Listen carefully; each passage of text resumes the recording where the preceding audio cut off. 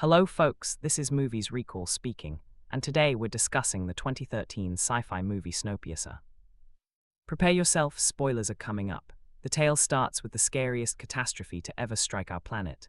In 2014, climate change had hit its maximum, heat levels continued increasing, and all parts of the world were scorching. To halt this ruin, researchers attempted a final frantic remedy. They dispersed a unique substance into the atmosphere, intended to chill the globe, but the test became a disastrous error that ruined the whole planet. The substance was extremely strong, covering Earth in a sheet of frost. Dense blankets of snow began falling from above. The seas solidified completely, resembling rock. No matter where you gazed, only the outline of a pale, frozen demise was visible.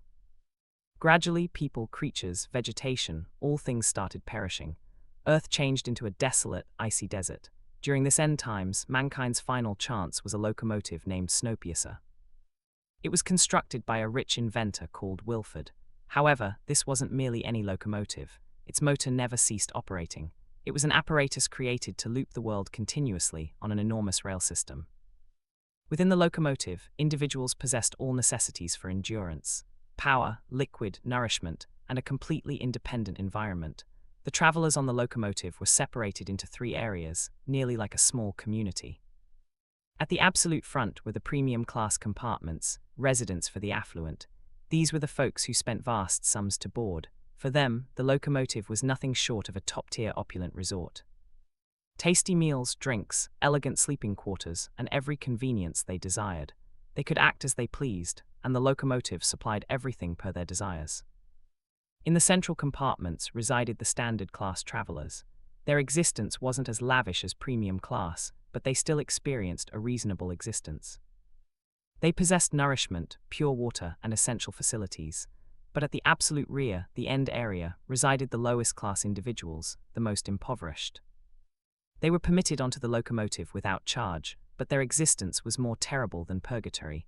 Ignore fine meals, they lacked sufficient water for washing. For 17 years, they had endured on solely one item, an odd nutrient block distributed by the sentries daily. Their situations were so wretched that they lacked openings to view externally. They possessed no clue what the planet appeared like now. Wilford, the proprietor of the locomotive, resided in the motor area, managing this small realm from there. The locomotive possessed everything: power, food provision, hydration setups, and even an academy for premium class and standard class youngsters. But all these luxuries were solely for the wealthy and the intermediate class. For the end area, there was nothing except gloom, dirt, and those nutrient blocks. The locomotive never halted. It operated around the clock, and it required precisely 1 year to finish one complete loop around the planet. Annually, when the locomotive traversed a particular overpass, the Ekaterina overpass, it was celebrated like New Year's Eve. The overpass represented an additional year of existence. The narrative now shifts to the year 2031. 2 sentries appeared in the end area. This occasion, they were seeking a musician to perform for premium class travelers. An elderly gentleman advanced and stated he and his spouse could both perform the violin, but the sentries only desired one individual. When the elderly gentleman declined to depart without his spouse, the sentries displayed their brutality. They fractured his spouse's limb and hauled him away forcefully. Witnessing this, the end area exploded with fury. Their tolerance had ultimately expired. Meanwhile, Curtis Everett and his companion Edgar were occupied with another matter. They were hunting for concealed communications within the nutrient blocks. Somebody in the forward areas had been dispatching these covert communications. For the end area, whose existence was dismal, these small encrypted memos had turned into their final beam of optimism. Tanya, a parent, informed Curtis that the communication he sought was within her child's nutrient block. Curtis softly removed the block from the youngster. He split it apart and extracted a small container. Within the container was a communication. There was one element that continued urging the individuals in the end area toward uprising. For the previous 17 years, they had endured on nothing except nutrient blocks. Their situation was so dismal that they were ultimately prepared to resist. They desired to arrive at the forward compartments, the location where all the luxury, opulence, and genuine existence was present. But arriving there wasn't simple. In the past 17 years, they had attempted to uprising twice, and both occasions they were defeated. The individuals in the end area viewed Curtis as their commander, but Curtis didn't wish to regard himself as a commander. His history disturbed him, a load so weighty that it prevented him from assuming command. Curtis displayed the communication he obtained to Gilliam, the most aged and sagest gentleman in the End area. Gilliam thought Curtis was their commander, even if Curtis rejected acknowledging it. This occasion, the communication contained a name, Namgung Minsu. Namgung was the gentleman who had created the locomotive's protection mechanisms, but now he was imprisoned in the jail area. The End area's strategy was to liberate Namgung. With his assistance, they would unfasten all the entrances and arrive at the motor. If they could seize command of the motor, the whole locomotive would be theirs. This could alter their existence eternally. It was their final opportunity. That identical evening, the sentries and the locomotive's executive, Mason, arrived at the End area once more. This occasion, they arrived requesting youngsters. The sentries began gauging the children's stature. Tanya and another gentleman, Andrew, attempted to conceal their youngsters, Timmy and Andy, but the sentries were savage. They forcibly seized the youngsters. In rage, Andrew hurled a footwear at Mason to prevent her from seizing his child. Mason departed with the youngsters, but quickly returned. She retrieved the footwear and ridiculed the End area individuals. She stated, "Just like a footwear fits on a foot and a head fits on a body, you individuals fit in the End area. Never disregard your position." Listening to this caused everyone's temper to flare. Mason chose to penalize Andrew. She commanded the sentries to extend his limb outside the locomotive. The chill externally was so lethal that in merely 7 minutes, his limb solidified completely. Then the sentries smashed it with a mallet. This was a terrifying penalty. Many individuals in the End area were lacking limbs or appendages due to penalties like this. Possibly because they had attempted to uprising or committed some error. Witnessing this caused Curtis and the others even more furious. The moment for uprising had arrived. Curtis had a doubt. He thought the sentries' firearms lacked ammunition. In the uprisings over the past 10 years, all the ammunition had been exhausted because the locomotive had no method to produce new ones. Curtis was certain the sentries only possessed empty firearms to frighten them. He chose to examine his idea. He approached a sentry, forced him to aim the firearm at Curtis' own skull, and activate the trigger. Just as Curtis assumed, no ammunition. This elevated the End area individuals' assurance. They assaulted the sentries and eliminated them. The insurgents arrived at the jail area and liberated Namgung Minsu and his offspring, Yona. Both of them were dependent on a substance called chronol and were maintained in resting pods. Offenders on the locomotive were placed into these rest pods as penalty. Namgung struck a bargain with Curtis. For each entrance he unfastened, he desired 2 chunks of chronol. Curtis consented. Yona possessed a unique skill. She could detect what was beyond sealed entrances. As they arrived at the following area, they observed openings. For the initial time in 17 years, the individuals from the End viewed daylight. The planet externally was blanketed in frost. Gilliam, the sagest gentleman among them, felt crushed. 17 years had elapsed, yet the planet was still solidified. Witnessing this diminished their morale slightly, but it didn't extinguish the spark of uprising. In the following compartment, they arrived at the location where nutrient blocks were produced. Curtis glanced inside the apparatus and was stunned. The nutrient blocks were created by pulverizing roaches.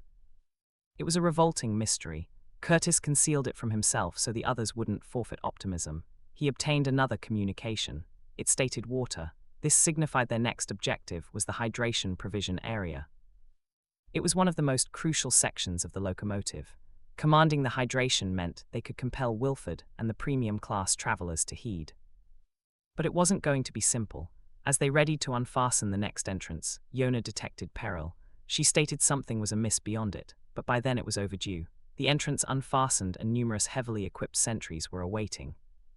It was an ambush. The sentries assaulted the insurgents. A violent conflict erupted. Right then, a broadcast resounded through the locomotive. They were about to traverse the Yekaterina overpass, indicating another complete year of the locomotive's infinite voyage. The sentries began yelling, "Happy New Year," but there was an enormous chunk of frost on the rails, jolting the locomotive. Yona gazed down into the gorge and observed the debris of an aircraft, and compared to last year, it appeared much sharper. That signified the frost was gradually dissolving.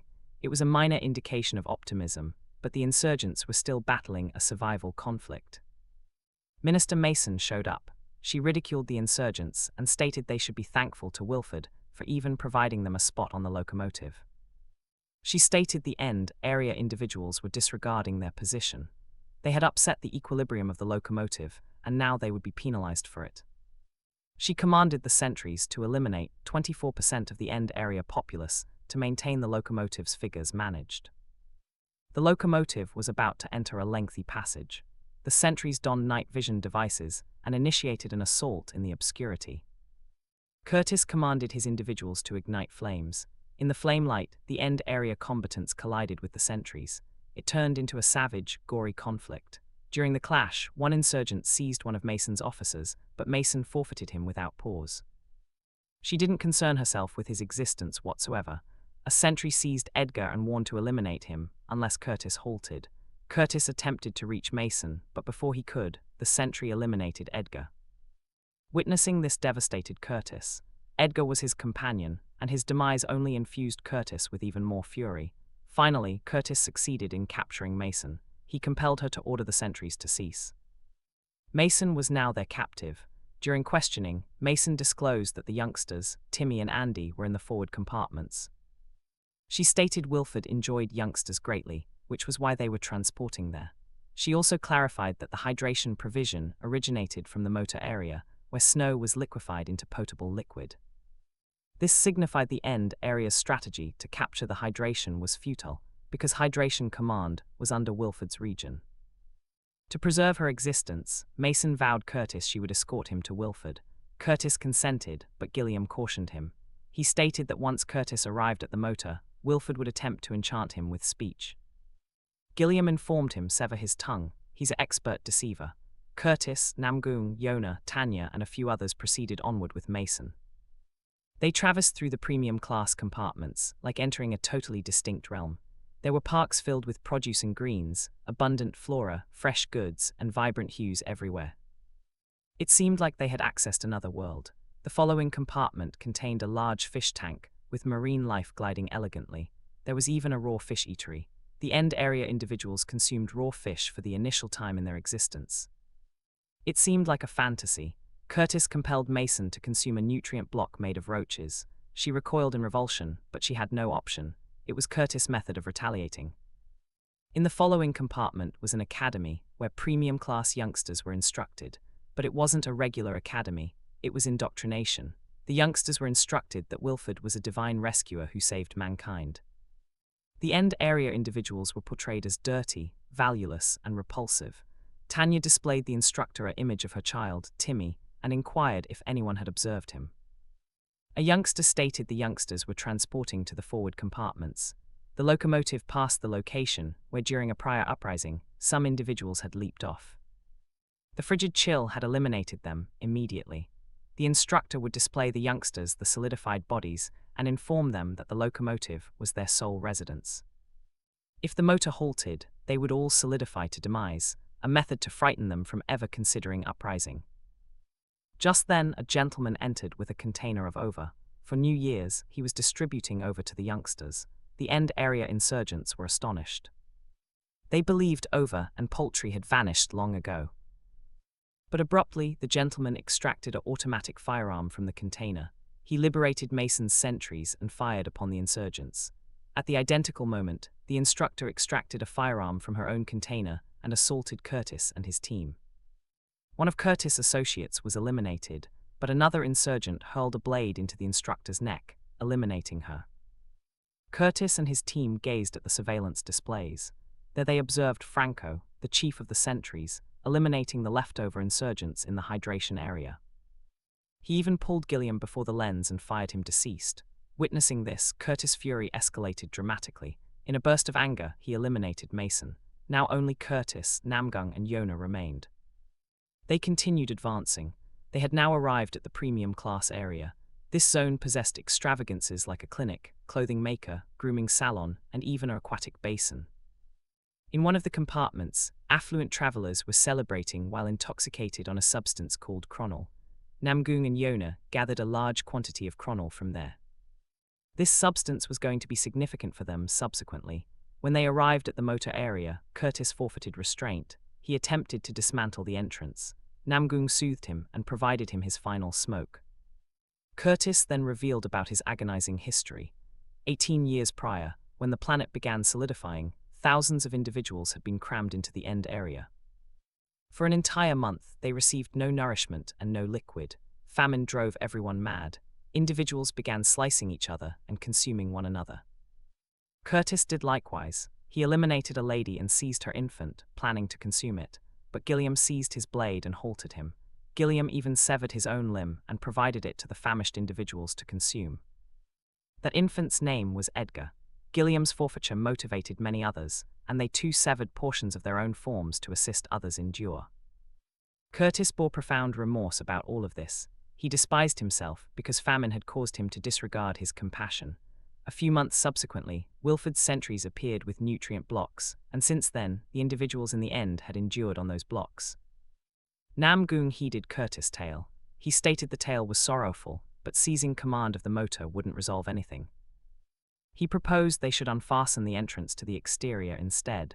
He disclosed that he'd been accumulating granola because, in substantial quantities, it functions like an explosive. He informed Curtis that annually at the Ekaterina overpass, he would observe the debris of an aircraft in the gorge. Initially, only a minor portion of it was apparent, but now the entire thing was apparent. This signified the frost was dissolving, and individuals might be able to endure externally again. But Curtis didn't trust him. He believed Namgung was hallucinating from breathing too much chronol. Right then, Wilford's aide appeared. She fired Namgung and abandoned him for deceased. Then she escorted Curtis to the motor chamber. Wilford greeted Curtis. He disclosed that he was the one dispatching the communications. Every few years, he and Gilliam had a pact to initiate an uprising so they could manage the populace on the locomotive. This occasion, Gilliam didn't adhere to the strategy, so Wilford had him eliminated. Wilford then displayed Curtis the motor. He stated he was agging and couldn't operate the locomotive solo anymore. He proposed Curtis his role. Wilford also commanded Franco to eliminate everyone in the end area except 18 individuals, because the locomotive had finished 18 years. Curtis heeded, as Franco massacred 64% of the individuals in the end. Wilford clarified that the locomotive's assets were restricted, and the populace continued expanding, so drastic actions had to be implemented. Meanwhile, Namgung and Yona recovered awareness. Premium-class travelers, and Franco arrived to eliminate them. Yona unfastened the motor barrier, eliminated Wilford's aide, and positioned the chronol at the external entrance of the locomotive. She went to Curtis to request a flame. Yona sensed there was something beneath the motor surface. Curtis assisted her inspect, and when they unfastened it, they discovered Timmy and Andy laboring hazardously inside the motor components. This drove Curtis beyond the limit. He struck Wilford forcefully and toppled him. Then he provided Yona the flame. Curtis extracted Timmy out and Yona ignited the chronol. An enormous blast ensued.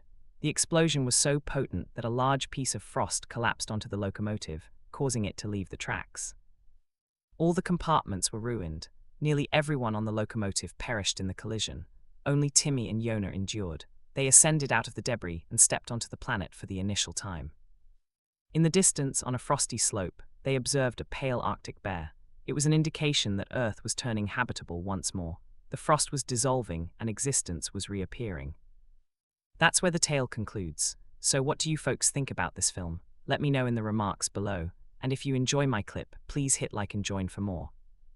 I'll catch you folks next time.